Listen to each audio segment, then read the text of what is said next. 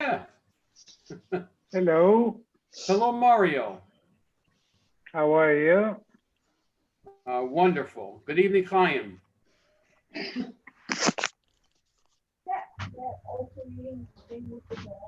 Can't hear you, Chaim.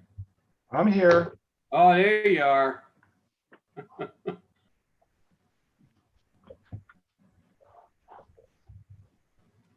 Gee, I thought all you guys would be in Washington, D.C. for the inauguration tomorrow. Yeah, I'm not watching the inauguration tomorrow. Not good. I'm Not good. not watching it either.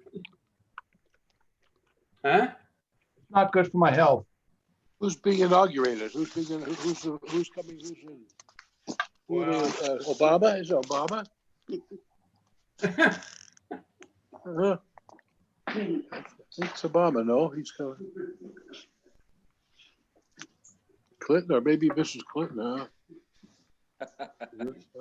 Monica Lewinsky. I don't know, but apparently he'll need a lot of tissue boxes for tomorrow. a lot of what? Tissue boxes. Oh. For which end? I hope there's going to be a lot of. I hope there's going to be a lot of handcuffs tomorrow.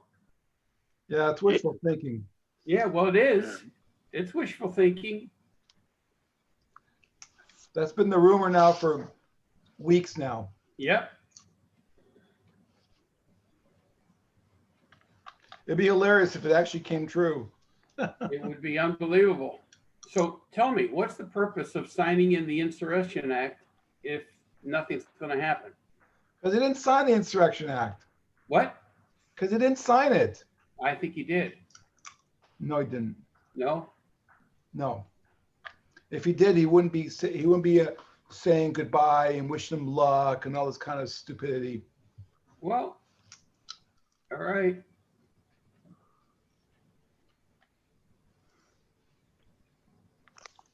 Imagine he's moving out the last day, so he's gonna have to really clean the place up. How long is it gonna take to clean up Trump's mess till he moves in the White House? Probably be weeks before he can clean it all out, sanitize it. Oh, yeah, COVID-19. Yeah. All right. By the way, Mario, did you get your shot? yeah. Did you get Saul? Yeah, Number one, number two. number one. All right, great. Gonna come to Shul soon? Huh? Yeah? Did you hear me say that? What? Did you hear me say that? No, you're gonna come to Shul after you get vaccinated? After the second shot, maybe. We'll see. All right. Saul, was machst du, Saul? Alles gut. Hello, everybody. Ernie. Hello, Hello, Ernie. So we're going to pick up the Tzurba Rabbanon from page 264, where we're in the midst of the discussion of the laws of Trumah Maaser and Orla.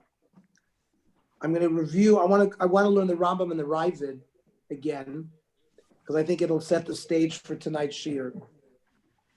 From the middle of 264, it seems from the Gemara that Rav Yossi held that the Kedusha of Eretz Yisrael, the Kedusha Shniya, which was the sanctity from the conquest of Ezra during the Bayit Sheni period, remains today as well.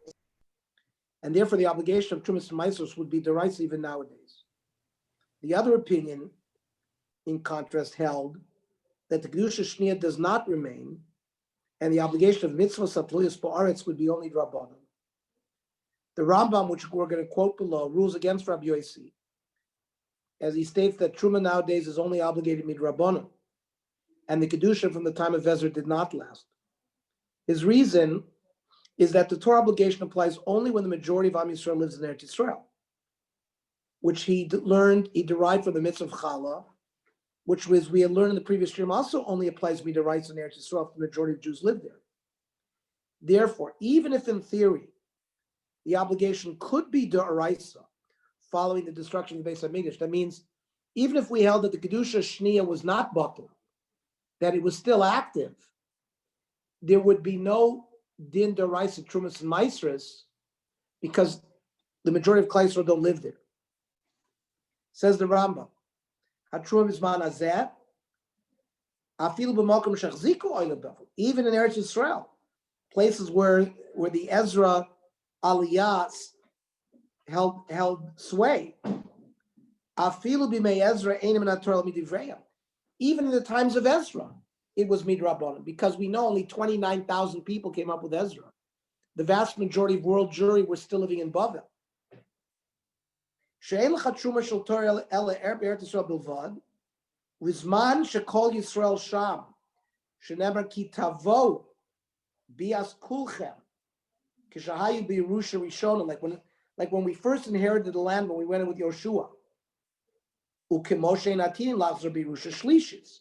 When Mashiach comes and we will have the third Yerusha, it will be with the majority of Klal Yisrael.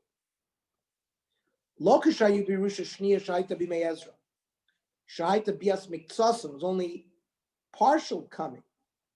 Ulefichach lo ychayva oisam in haTorah v'chein yirali. Shehu adin b'maisris. She'evin chayvim b'zman hazeh lemidivreim ketruma. The Ravid, who's the major bag plugta in the Yad HaChazaka against the Rambam, holds that the halacha does follow Rabbi Yossi, who held that the Kedusha Shniya remained. Since Rabbi Yochanan held that way, in a different sugi nevamas, and the mitzvah of Trumas and Maasros applied today as well, midoraisa in Eretz Yisrael. Says the Ravid, lo kivin lahalacha yafa. The Rambam did not paskin halacha nicely. Da kaim like Rabbi Yochanan. Normally we rule like Rabbi Yochanan, and Rabbi Yochanan ruled b'yavamis Truma Bizman Hazeh deraisa. V'hu atzmo nir shekach kvar b'tchilas hasefer. The Ravid, although he doesn't point it out here, seems to see in another halach of the Rambam that he held the same way. The Issa Laha Milsa. Now, if the Rambam is correct regarding something in terms of the majority of Klal Yisrael, that's Bechalahu de Issa. So the Ravid agrees that regarding the Chi of Chala, it would not apply Midoraisa because Gams Klal Yisrael is not there. But the Ravid doesn't have this that opinion regarding Trumas and Maasros. How does the Shulchan Aruch paskin? He rules in accordance with the Rambam, which is the opinion of the majority of Rishonim, that Trumas and Maasros are only a rabbinic obligation nowadays, even in Eretz Yisrael. The Ramah brings the opinion of the Ravid, but states that the custom is not in accordance with it. Says the Shulchan Aruch in Yoreh Deah Shin Lamed Aleph, Bizman hazeh afilu b'makom shechziku b'alei Bavel, v'afilu b'mei Ezra, ein chiyuv Trumas u'Maasros v'nator l'midivrayim. V'nei shenemar ki tavo, mashma bias kulchem v'lo bias miktsasam. Moshe b'mei Ezra, he almost quotes the Rambam verbatim. Says the Ramah, Yesh Cholkin, he's referring to the Ravid, Uspir lu d'chayven achshav Eretz Yisrael b'Trumas u'Maasros midaraisa, ach lo nagu kein. So if somebody asks you today in shul or wherever, is Trumas and Maasros midaraisa today in Eretz Yisrael? You'll say no. You'll say it's a machlokes, the Rambam and the Ravid, and the Shulchan Aruch paskins like the Rambam.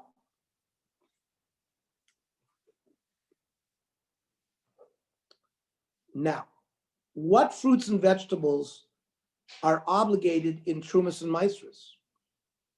Right? The next step of understanding the practical rules of separating Trumas and Maasros involves understanding which produce is included in the obligation. The Torah mentions dogon, which usually means grain, tirosh, which usually means wine, and yitzhar, which refers to oil, like shemen zayis. It says in Dvorim, aser to aser, right? Give meiser at kol tfuat zarachai. It says shana shana. Ve'achalta l'fnei Hashem elkecha b'makom asher yivchar l'shaken shmo sham. Masar de gancha tiroshcha v'yitzarecha. That's the dog on tirosh v'yitzar. Uv'choyrois bekarcha. That's bechor v'tzorcha. L'man tilma diraz shalakecha kol hayam. It also says in Dvorim, Reishis de gancha tiroshcha v'yitzarecha. The Reishis gaze tzoncha titema. The Rishonim dispute whether only these three types of produce are obligated on a Torah level, or whether other fruits are also included. And the three that are given is only like an illustration. According to the Rambam, all fruits are subject to a deraisa obligation, meaning when the conditions are right for deraisa, meaning when Klal Yisrael, the majority of Klal Yisrael is in Eretz Yisrael. But here we're talking about which types of produce. So the Rambam says in Hilchos Trumos, Ma dogan tirshri yotzer Michael bnei Adam. What do they have in common? Grain, wine, and oil. Human beings eat it. The gidulav min haaretz, it grows from the ground. The yesh lo bailim, it's not hefker. They have owners. Shenemar degon cha, your dogon. Av kol kiyotz ben chai b'trumas v'chein b'maisros. Ernie, it's actually, thinking about it, pretty amazing that something that we would think is such a very basic, fundamental halacha of Trumah that we don't know if it applies beyond the literal meaning of the pasuk. The Mishnah can't even clarify that. We're going to see them. We're going to learn through those sources now. I understand, but it's just amazing that to this day that we have a suffix of whether it's a suffix deraisa or not. No. Well, deraisa, whether. So you've asked two questions. Not so One is the types, which that's what we're dealing with now. Right. The basic din of whether bisman hazeh. You see, the Rambam held very clearly that even in the times of Ezra, right? Ezra, the Bayis Sheni stood in the times of Ezra, came back 526 BCE, and the Bayis stood for 500 years until it was destroyed by the Romans. The Rambam clearly said that during Bimei Ezra, Trumah Maaser were midivreya, because a very small minority of clients. That means even grain, even those things that we know, grain, wine, grapes, we know for sure that that's included, were only midrabanan. Now the Ravid disagrees, but most of the Rishonim, the Shulchan Aruch Paskin, like the Rambam. I'm just saying it's a pella to me. It's a pella that we would not be clear to us that if you had an orchard of oranges, where those oranges is chayiv and truma or not. No, they're chayiv, but it's only, by the way, just like every other thing where we say it's drabanan, we're chayiv to give trumas and maasros, but the din is only midrabanan, and we know, of course, why that's so important. It's always important when it comes to suffix, because we know suffix deraisa l'chumra, suffix drabanan l'kula.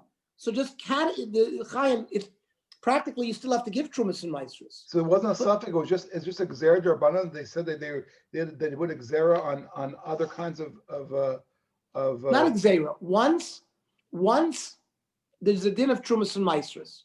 It was doraisa when the majority of Klal Yisrael lived in Eretz Yisrael. Once it was not so, the din of trumas and maasros is there, but it's only midrabanan. It's not. No, I get that part. Is the din? It says there, Reshis degancha tioshchavi tzarecha, right? Your first fruit of your new grain, and wine and oil. Okay, so you're telling me that it's not clear from the halacha whether things like a regular fruit tree would be bound by truma, right? Because dogon means grain. Okay, right? We sometimes, for example, Chaim, we know that the sheva haminin, there are certain dinim that apply only to the sheva haminin. Right. So, to chita so'ira, gefen te'ena v'rimon, eretz zeit shemen udvash. Right. For example, you only make a halamichya on those things. Right. And so that's what our sugya now is going through. How do we know that other produce besides wheat is going to be chayiv in trumas and maasros? Wheat, grapes, and olive oil. Right now, that's what the Torah said. Okay. Why do you assume that everything applies if the Torah only said Goncha, Tirosh, Chavitzarecha? The Gemara, we're going to have to be proof. There's going to have to be a proof somewhere how other fruits and vegetables come into the picture. I don't see the issue. I think so let's see what the Rambam says. Okay. The Rambam says, "Ma dagon tir shviyot shemaichel bnei adam mikvigidom and arts v'yesh lo bailim shenemar dagon av kol kayotzu ben chai b'trumas v'chein b'maisros." So the Rambam is saying that any produce that grows from the ground and is eaten by humans and has an owner is going to have a din, trumas and maisros. So right away, the Rambam has answered your question that it's not just dagon tir shviyot, but it's any produce that grows from the ground. That's where we are so far. Now, the Kesef Mishnah explains. Now, let's remind ourselves, gentlemen, who was the Kesef Mishnah? It's Rav Yosef Karo, right? Rav Yosef Karo's two big preparatory works before he wrote the Shulchan Aruch was the Kesef Mishnah on the Rambam, and then the Beis Yosef on the Tur. Once he had that in his pocket, he was able to write the Shulchan Aruch, because he knew the Rambam backwards and forwards, and then he knew the Tur, right? Which was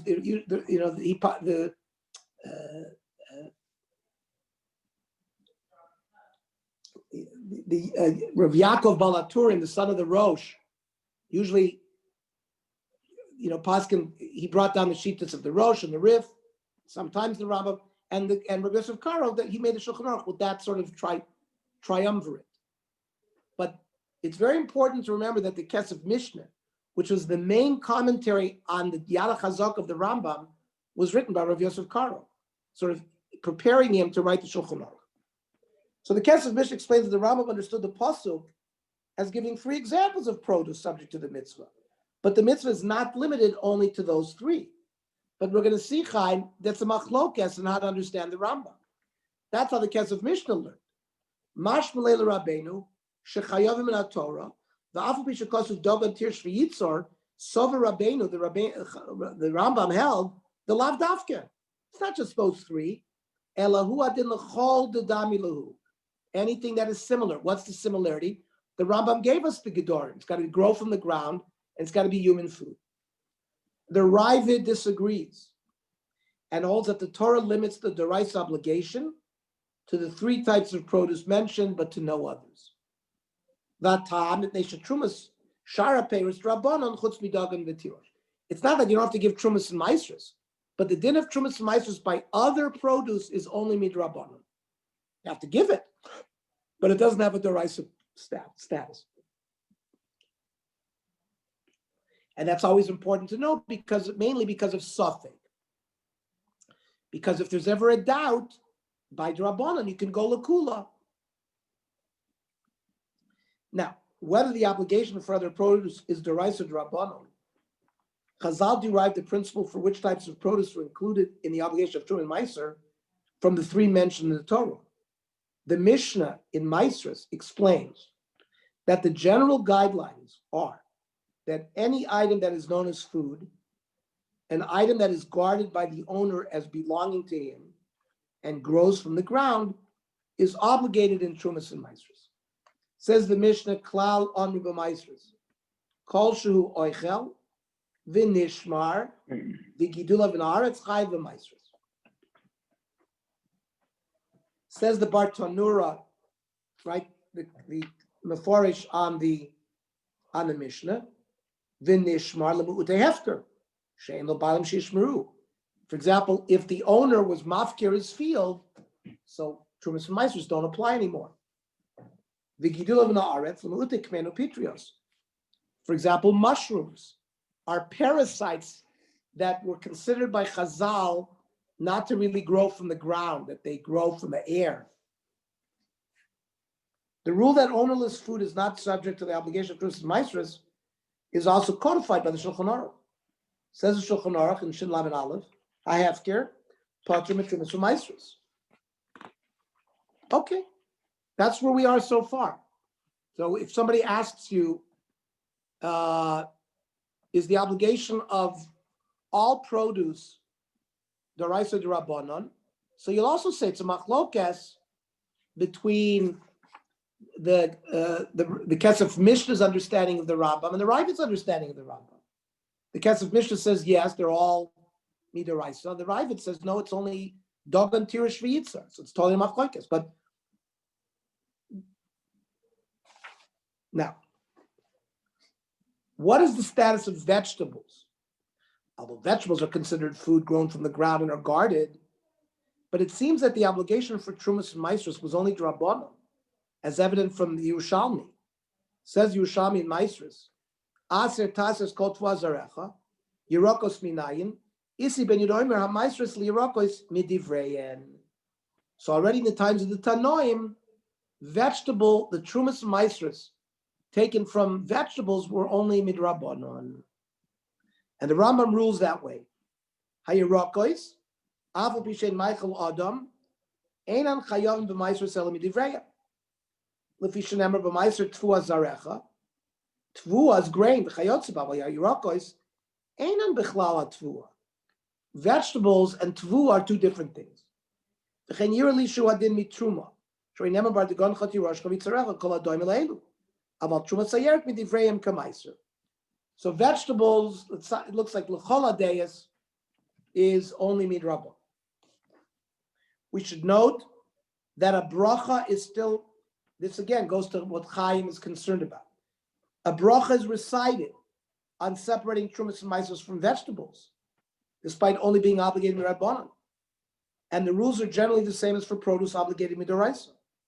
The practical difference between the two, as I've said all along, is mainly in cases of suffix, uncertainty, where perhaps there's more room to be lenient for Drabanan cases. Look in the footnote, there's a discussion. The point of my question was just an interesting thing. We don't have a Gemara called Truma. We only have Mishnah.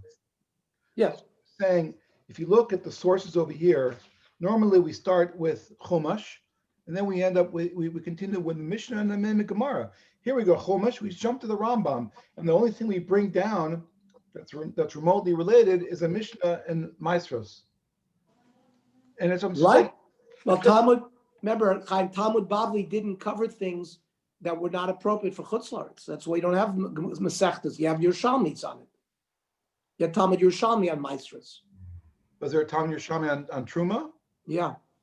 And do they not discuss this question of whether it applies to things outside of grain and grapes and oil? Probably not more than what was brought. The Gemara brought this case of Yerokos that Maasros Yerokos Midivreim. And the other thing is, we know in general, Shulchan Aruch, the Rambam, we paskin like the Talmud Bavli. We don't paskin like Yerushalmi, most cases. Sometimes we do, but whatever. The Yerushalmi was not relied on in the same way for Psak Halacha. But in Echanami, we do have Mishnayos on all of this, and that's why it was where it was relevant. It was brought as source. I'm just saying, to me, it's just a pella that they I guess these were laws that they forgot. They just didn't have. Remember, from the Romans destroyed the temple in 70 CE. Then in 135 BCE, in 135 CE, was the Bar Kochba revolt with Rabbi Kiva. And the end of and at that point, the Romans plowed under Yerushalayim, and they renamed it Aelia Capitolania. So the dispersal of Jews outside of Eretz Yisrael became even much more severe after 135 in the Hadrian persecutions. There were Jewish communities remaining in Jerusalem and in Hebron and in Tzfat and in Galil. Remember, Rebbe lived in the Galil in 180 CE. Rabbi Yochanan lived in Tveria. So there remained a large Jewish population in the Galil, but there was a Roman revolution up there too. So again, for 1,000 years, there was not a large population of Jews who lived in Israel. Certainly, they were not farmers. We don't know how they lived, but there wasn't a big agricultural community. So Lamaisa, as Chaim is pointing out, many of these halachos were forgotten because practically they were not relied on by regular people living day-to-day lives.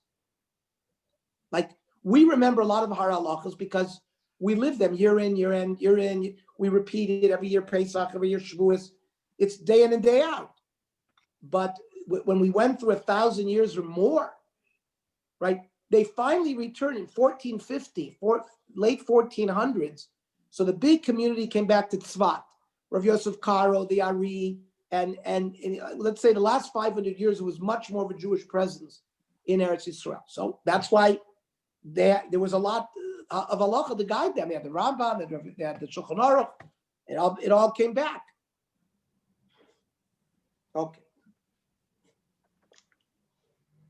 So it's not so much of a pella that it was forgotten. Is the answer? I'm just saying we have obviously we didn't forget a lot of other halachos. Because we were living those halachas. Right. That's the point. Is my argument. We were living them day to day. Tefillin, tzitzis, Yontif, Shabbos. We were living those in Chutz La'aretz. People stopped doing Trumah for 100 years. They forgot how it what it applies to. But it was much more than 100 years. That's the point I'm trying to raise. This historical lesson, you're talking about it's almost 1,000 years or more, where it was really not practical. Well, I'm talking about between the period of time that the destruction of the temple until Rabbi Nasi actually wrote down the Mishnah, because you'd have some memory at that point. But obviously he wrote it down. We don't know when he wrote it down. Did he meant to write a shorthand? Or do we meant to, because we don't know. We just we've lost so much. Well, no, but he wrote down of course, he wrote Mishnah Maasers, and we brought Klal Amr b'Maasers, Kosher Oichav Nishman Women of Chai b'Maasers. The Mishnah I don't think goes into whether it's Doraisa or Midrabanan. The Rambam deals with that. It applies many times when we learn through a Mishnah or something, it's not obvious whether we're talking about because of Doraisa or Rabbanan law. The Gemara then goes through it. And obviously there were not a lot of Gemaras on these issues as well, like you're pointing out. So let's just look at the footnote here. There's discussion whether spices are obligated in Trumas and Maasers, even on a rabbinic level. According to Tosfos and Nida, spices are obligated only if they could be eaten independently, like garlics or onion, but not if they would not be eaten alone, like black pepper. Rav Ovadia Yosef applies a similar principle to mint leaves, that if one plans to eat them, they would be obligated, while if they would be used for tea to make it smell better, they would not be obligated. Okay.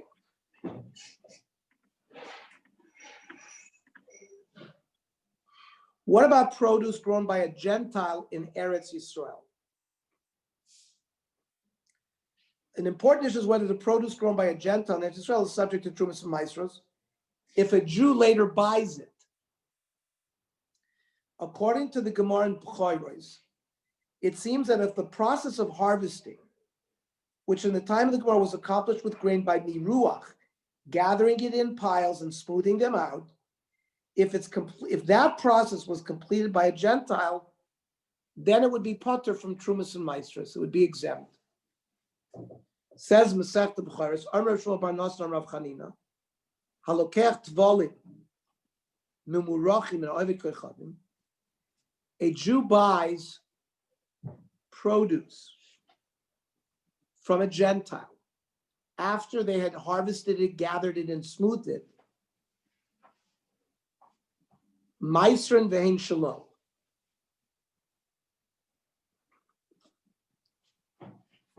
He separates Trumas and Maasers, but he doesn't have to give the Trumah or Maaser to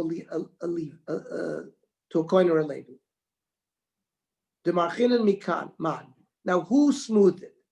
So the Gemara from here seems to suggest that if the Gentile smoothed it, then it would be patur from Trumas and Maasros bichlal.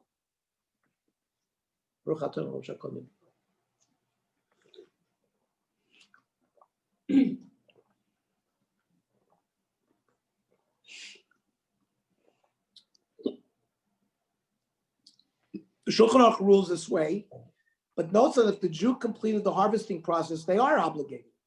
That means the land is owned by a Gentile. but a Jew harvested it and smoothed it out, then it would be chayiv, right? Peros hagoy, shegadlu bekarka shekona be'eretz Yisrael, Gentile bought land in Eretz Yisrael, and it grew on his land. If the goy harvests it and smooths it, it's potter from Trumah Maaser. It's not called the gancha. It's not called your daga.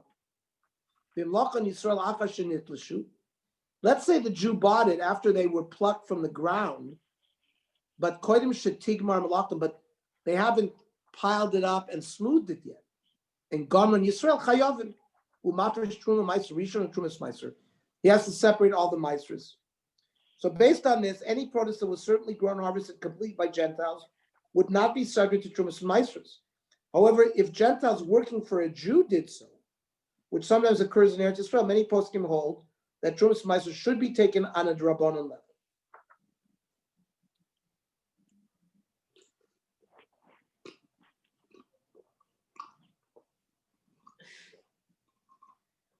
Ernie, you can't do this.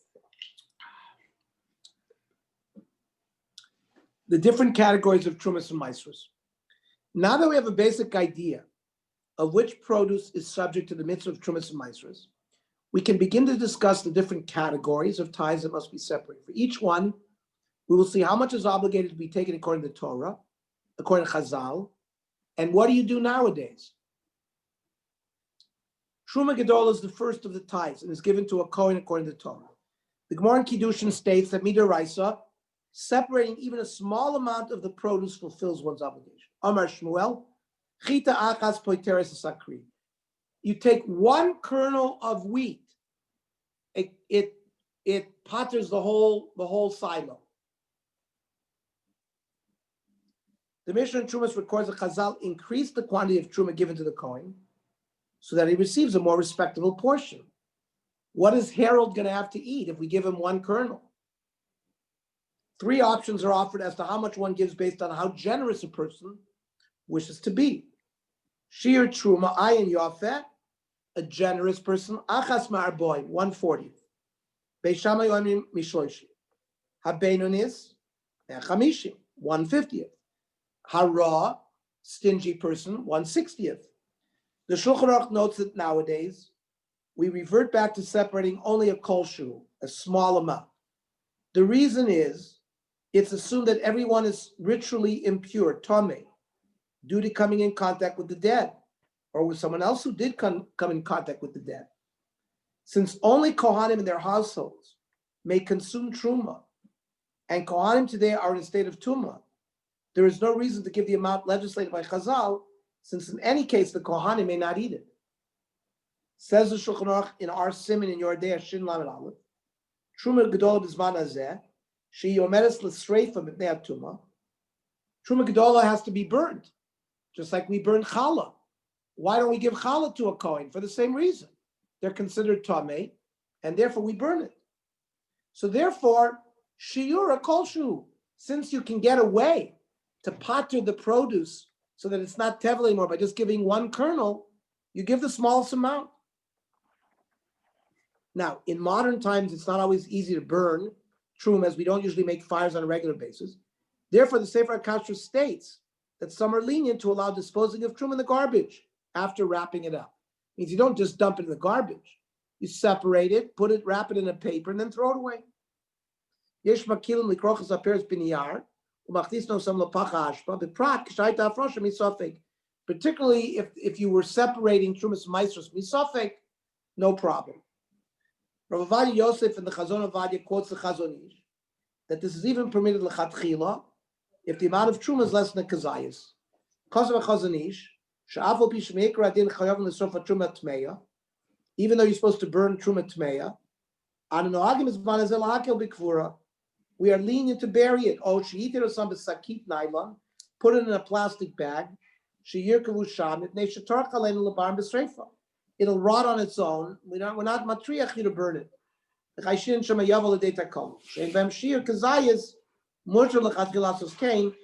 can do it even lechatchila if it's less than a kazayis, and you can do it less than a kazayis.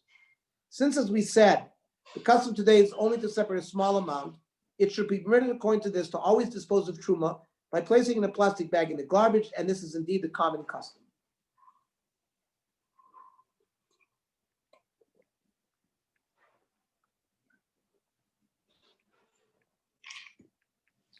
That's truma. Truma is given to a Kohen. Maaser Rishon is given to a Levi. So according to the Torah, Maaser Rishon is a tenth.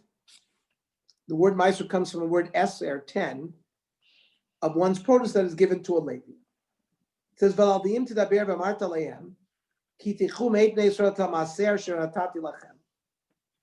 The Gemara in Ksubis records a machlokes as to whether a Kohen may also receive Maaser Rishon, since a Kohen is called a Levi by the Torah occasionally. It says in Ksubis Chavav, Maaser Rishon, the Levi. How can you say give Maaser Rishon to a Kohen? Maaser Rishon belongs to a Levi. Korban ben Azariah, the Tanya, Trumah Maaser Rishon a Levi, the Rabbi Kiva. But Rabbi Eliezer ben Azariah, Maaser Rishon, Afal Kohen, you can give Maaser Rishon to a Kohen, even l'chatchila. The Gemara qualifies this understanding of the opinion of Rabbi Eliezer ben Azariah and says that in addition to Kohanim also receiving Maaser, during the period of the Bayit Sheni, Levim were not even allowed to receive Maaser due to their mass failure to return to Eretz Yisrael from Galus and Bavel. Ezra made a knas because Levim did not respond to his call to make Aliyah. He knased them and said that the Levim don't get Maaser anymore. It says in Ksubis, fine, when Rabbi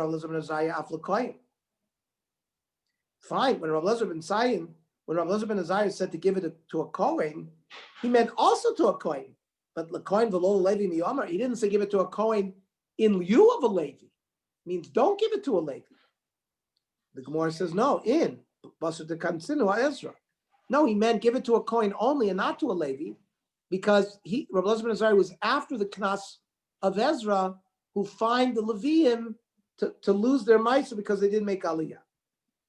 Tosfos there explains that Rabbi Kiva also agrees that Ezra penalized Leviim, but he disagrees about what the halacha was prior to that and what was the nature of the penalty. According to Rabbi Kiva, before Ezra penalized Leviim, only they were permitted to receive Maaser Rishon. But following the penalty, Kohanim were also allowed to receive it. Right? Rabbi Kiva, the Kohanim Knas Havi, Dafka Levi. So Rabbi Kiva says, Meikar Adin, you couldn't give it to a Kohen prior to the Knas. That you could only give it to the Levi. Were there no Kohanim that stayed behind that didn't make Aliyah? No, the Kohanim came. Leviim did not come. All the Kohanim came? No, not all the Kohanim came, but Leviim did not come. Oh.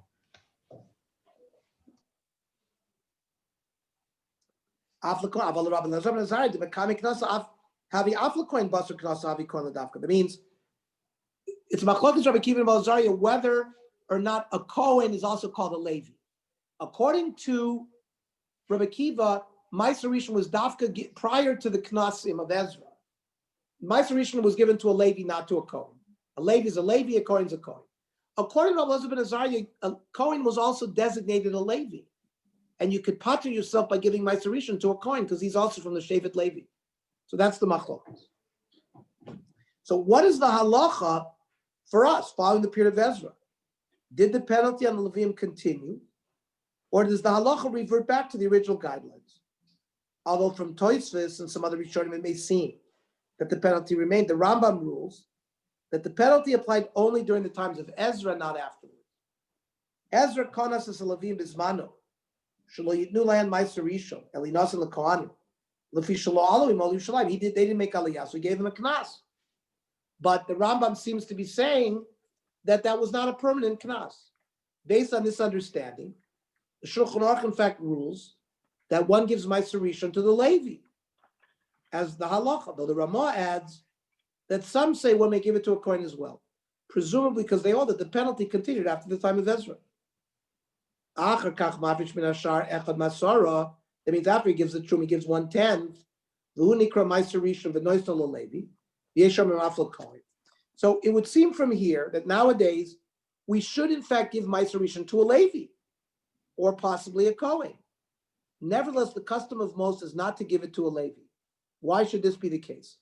The Amshel Shlomo explains that nowadays Leviim do not possess a chazaka that they are in fact Leviim.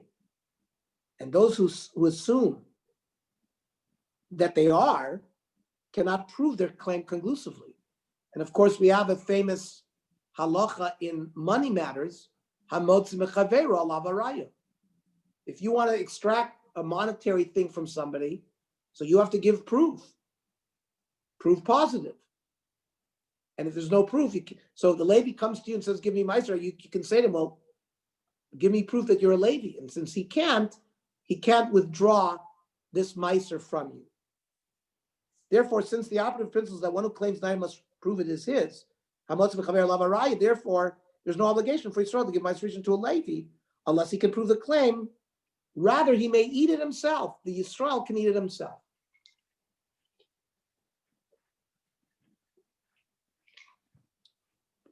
Says the Yamshum Shlomo. Me'achar shavnoseinu harabim. Because of our sins, ein lanu hayichus, we don't have our lineage intact, going back to Moshe Bizman Abayis, or afilu achar churban, b'mei Tanaim v'Amoraim. Shayu adayin nizraim b'trumas u'v'taharis. In that time, the Tanaim v'Amoraim, they were still careful with trumas and taharis. Hayakar b'mei Abayis. It was close to the time of the Bayis. V'adayin hayichuseim b'yideyim. They knew what their lineage was. When the Seinum Meirov Arichos goes, because the exile is 2,000 years long. Xeris, we've been chased out of this country. The Girshum and Isbalbalu, we've been mixed up. Alavai Shloyen Isbalbalu Zer Kodesh B'chol. Avozer Kohanim Leviim Karu Luvadesh Isbalbalu. He says, we still keep track who's Jewish, who's not Jewish. But he says the lineage of the Kohanim Leviim has certainly been mixed up. Now, there are exceptions. Rav Jackson Chacon had a Yichus brief that went way back. He was my Kohen for Pidyon Aben. I remember, he had a long, and other Kohanim have that as well. So it's not universal, but I would say the majority don't have, that kind of lineage. Certainly the Leviim don't. The Chazoni suggests a similar idea, that even if we assume that Kohanim Leviim nowadays, Jack used to call himself a Kohen Miyuchas. Right. He used to call himself, I'm a Kohen Miyuchas. Because he had documentation. Right, yeah. He had from his parents, his grandparents. But so the same thing, and we claim we're from the Shloch. That's what my family's, but it was a Levi. But there's no writing anything. It's just that was handed down, But that doesn't mean well, that, if you have that, that's the yichus. So so nothing in writing. It just said, well, they heard it, and how can a person give this obligation to any Kohen? So it's a problem. I'll tell you. So we in our family we had my great grandfather was a Shimon Yaroslover who lived in Yaroslav, the Torah Shimon, and there is a biography of him. So we know his great grandfather was Yaakov Kopelikover. So that's about 1550, 1600. So we go back a fair. But in the Ashkenazi, but then we don't. At some point, the lineage breaks. You don't have documented sources. Some can track their lineage back to Rashi, like the Maharal. One of the sources is the Maharal, because the Maharal came from Rashi, and there are people who connect their lineage to the Maharal, so they can go back to the Maharal. They can say they're back to Rashi, and with Rashi, we do have a yichus that goes back, I think, all the way back to Rabbi Yehuda Nasi or something like that. So that's how something like what you have said, Elazar. In families, there are historical data that, we're descended from some Sofer or whatever. And then from those great rabbis, there are some lineages that track back. But that's still a minority of Jews. It's still a minority of Jews that have those kind of histories. So how is Pidyon a ben? I mean, if it's a guy has a chazaka being a Kohen for over years and years, so you still don't know. So if a person, how Rabbi can Elazar a person? Rabbi how Elazar can a Ganav, you know that the Vilna Gaon, for his whole life, whenever he met a Kohen, he gave them 5 sloim. Wow. Because the Peter Ben is Doraisa, and he Yeah. figured, I'm going to give it to every coin who claims it's a coin because one of them is going to be right. So the truth is that you can, in the Maaser Rav, you can read that was the practice of the Vilna Gaon.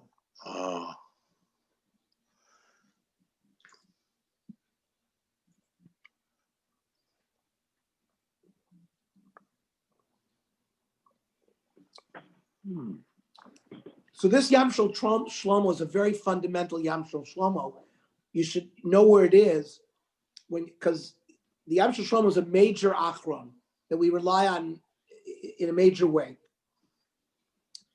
And so where he says that the Zer Kohanim Leviim Karvel Vadesh is Valbelu, so the Chazon Ish says that even if we presume the Kohanim Leviim nowadays retain their status, since it's not certain that they indeed have such a lineage, one should be stringent.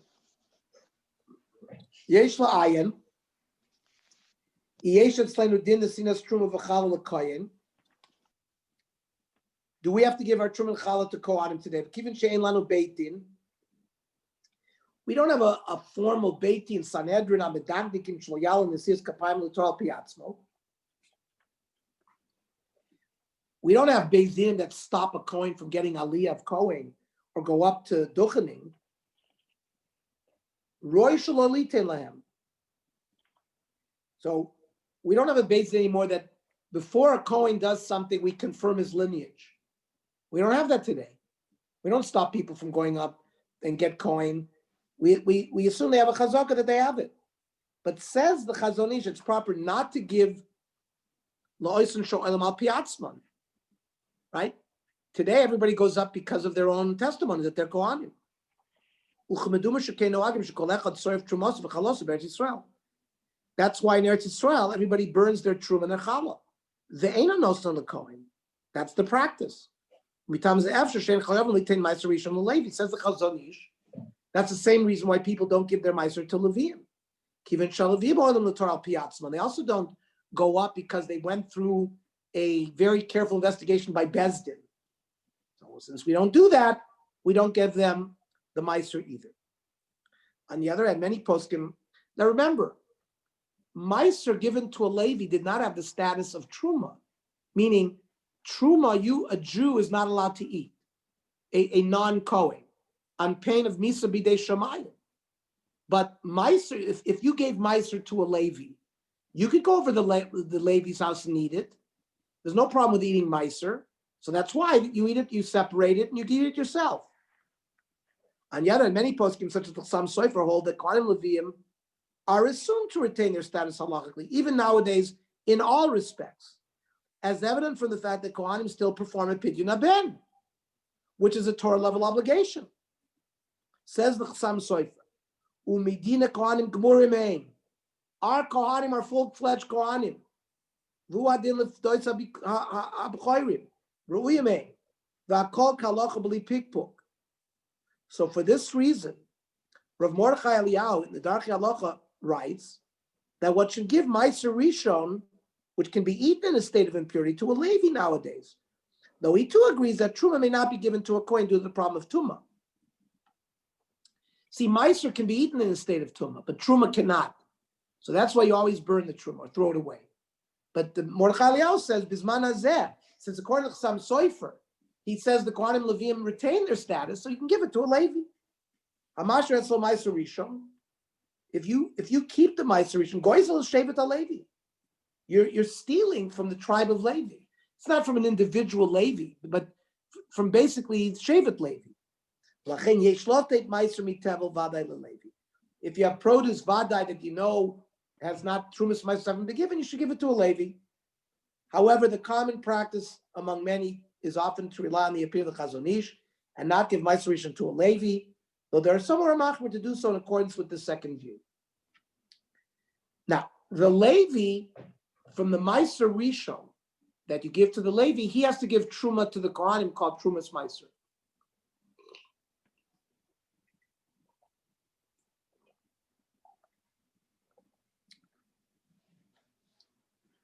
According to the Torah, Trumah Maaser must be separated by the Levi from his Maaser received from of Yisrael, and then given to a coin. Since the Torah refers to a Maaser and a Maaser, a tithe from the tithe, the amount given is 1/10 of the amount under discussion, which in this case is the amount of the Maaser, or 1/100th of the overall amount of produce.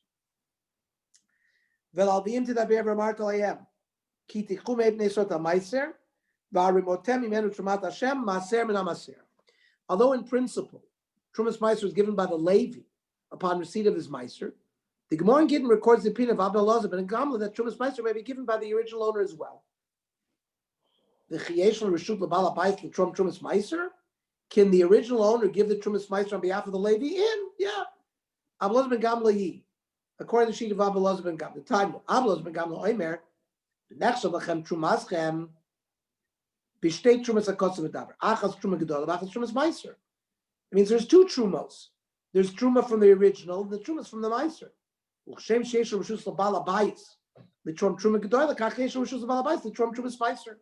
So the Bal Habayis can give the 1/100th already to the Kohen. The Rambam rules like Abba Elazar ben Gamla. Mitzvahs Trumah Maaser, She'afish Hashem ben Levi mi Maaser, She'ne'amar ki sichum es bnei Yisrael sa Maaser, v'yesh li Yisrael afrisho sovelit al Kohen, v'yiter Maaser al Levi, achar she'afish ben Trumah so she Maaser ben Maaser.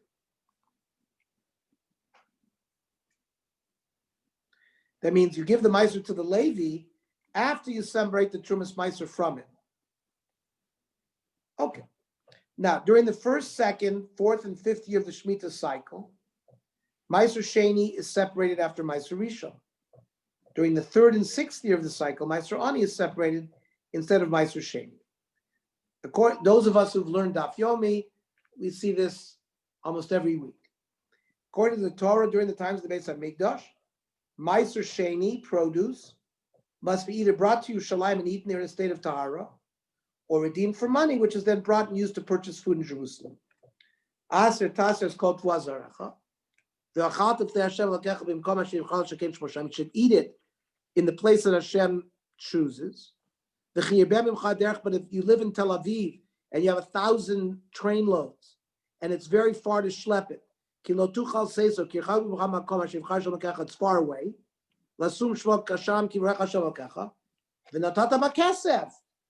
You can redeem it for money. According to the Rambam, in Maaser Sheni, it is only possible to eat Maaser Sheni Yerushalayim when the Beis HaMikdash is still standing. But once it has been destroyed, it may no longer be eaten there. In addition, as already mentioned earlier, we are all assumed to be tamei and forbidden for consuming Maaser Sheni. Due to these two factors, Maaser Sheni is redeemed onto a special coin that must then be disposed of, as stated by Rav Ovadia Yosef, Chazon Ovadia.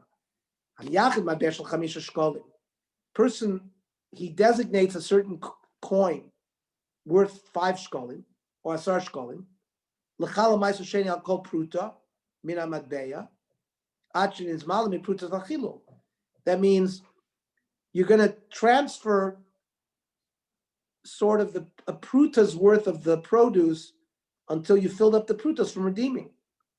Yachal chala pruta shel nechoshes, first copper, v'achkach yoeved pruta, and then you throw the coin away. But the yotze lechulin, v'yazol chala lav Maaser Sheni.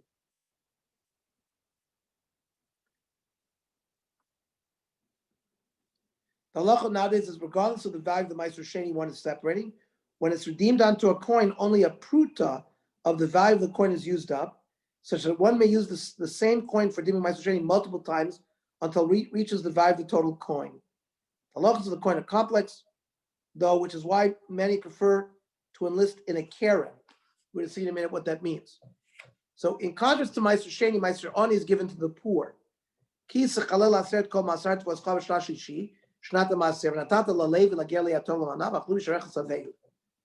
Gemara in Rishon explains the precise derivation of giving Maaser Ani.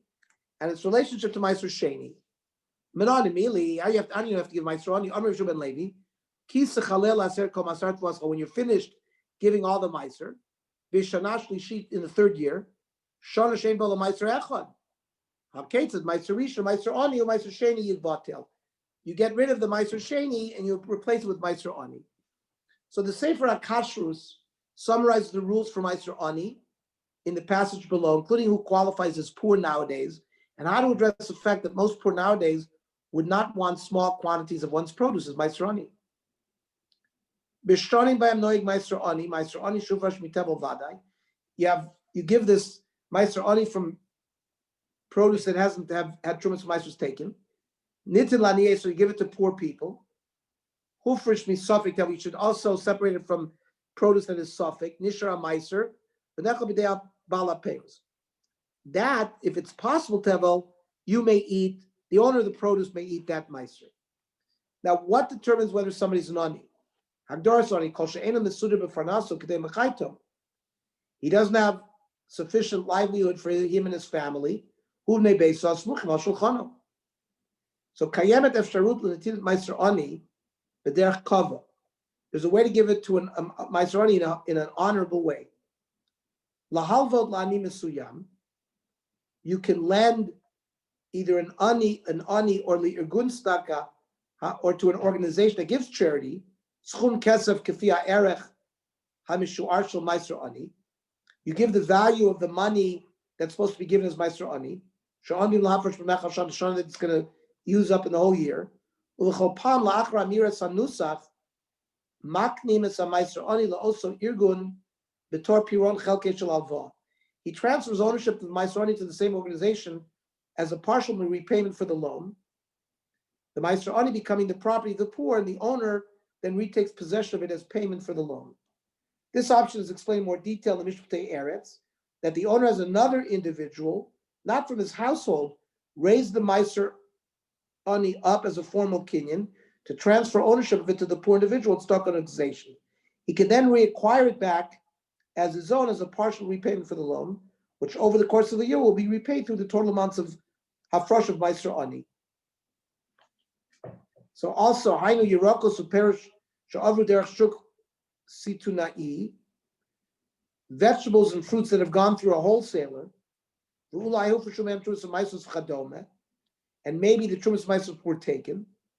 So that includes these, that would fall into that category. The Rambam, the Nesha Motz Mechaber Lavaraya, V'yuchal Balaperes Lomalani, Havei Raisha Peres Ein Musarim. If it's a suffix, you can ask the ani to bring proof that this produce is really tevel. Now, this is very complicated. So whether to give Maaser Sheni, Maaser ani depends on which year of the cycle the produce was grown, as does ensuring that one only separates types from produce the same year. It is important to know how to determine which produce is considered to have grown in the year. The Yalkut Yosef summarizes different guidelines used for each type of produce. This is very important. Echad b'tishrei Rosh Hashanah l'Maaser tuas kidneys. The delineation between which is one year and which is the other year is echad b'tishrei for grain and legumes. Kol shegiu le'onos ha'maasros lifnei Rosh Hashanah Shoshana Shlishis l'Shmita. Everything that was prior to Rosh Hashanah of the third year in the Shemitah cycle, afal pi shenigmaru v'nesru b'shlishis, even though they got finished in the third year, mafrishim and Maaser Sheni, they belong in the second year. If they only reached the point where they harvested it and smoothed it out in the third year, then mafrishim and Maaser ani. So because in the second year you give Maaser Sheni, in the third year you give Maaser ani. So there, Rosh Hashanah for produce is the moving point. But Chamisha Asar B'Shvat, 2 B'Shvat this month, who Rosh Hashanah Li'Ilanos, that's for fruit trees.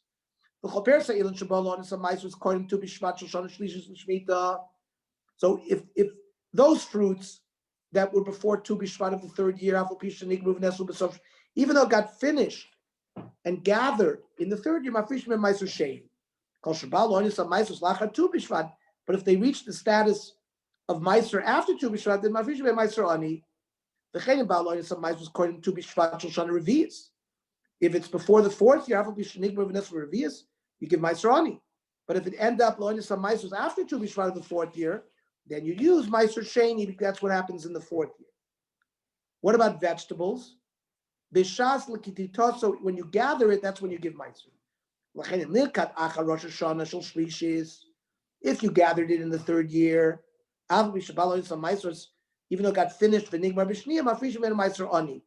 in the 3rd year. Etrog follows Tu B'Shvat. But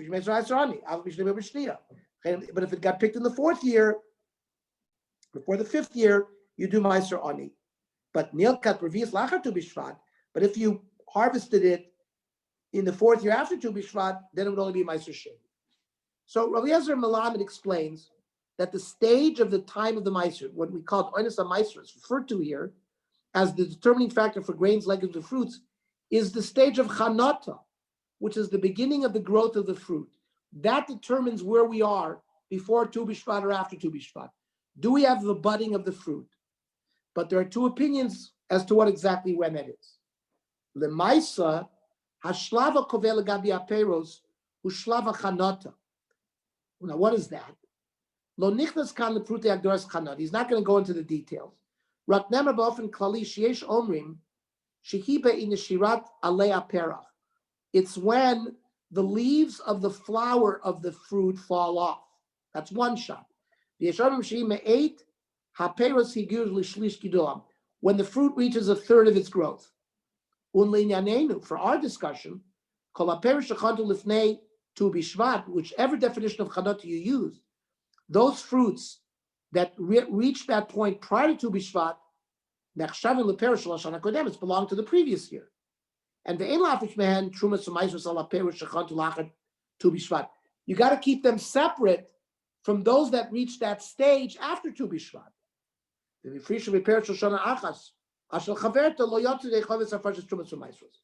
Nowadays, the easiest manner for those who live in Israel or visit Israel regularly and consume produce that is questionable whether Trumah Maaser have been taken, to take care of separating Maaser Sheni, Maaser Ani, to become a member of one of the organizations called a Keren for Trumas and Maestros. For a nominal yearly fee, the organization will take care of the details of these 2 types of Maaser properly, i.e. designating a proper coin for Maaser Sheni, transferring money to the poor for Maaser Ani, such that one only needs to recite the declaration of separating without doing anything else. 2 of the major organizations in Israel that deal with this are Machon HaTorah Va'aretz, or Beit Midrash of Halacha and Agriculture. Okay, I think we had a very, very detailed shiur today. Tomorrow, next week, we will deal with how do you do the hafrasha, the process, what brachas you make, etc.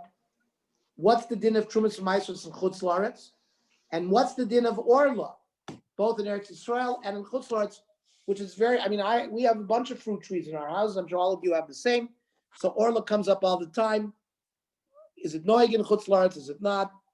Mirz Hashem, we'll learn all those dinim next week. Any questions, comments, or aros?